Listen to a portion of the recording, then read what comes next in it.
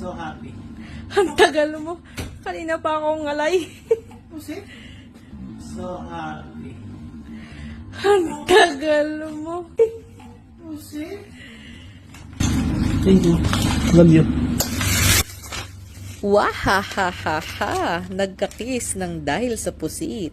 Bago ko nga pala iprito ang sapsap at ang dried pusit na ito, gamit ang olive oil, ay sinigurado ko muna na hindi maaamoy ng kapitbahay. Medyo hindi kasi trip ng ibang lahi yung ganitong amoy. Samantalang tayong mga Pilipino, bangong-bango sa mga tuyo, sapsap, dried pusit, na kagaya nito. Itong niluluto ko, mega isip pa ako kung anong lulutuin ko. Mauuwi lang pala sa prito. Pero diba, nakita nyo naman ang reaksyon ni Mister. Gulat siya sa pusit. Yang may sabaw na yan, tira namin kaninang tanghali.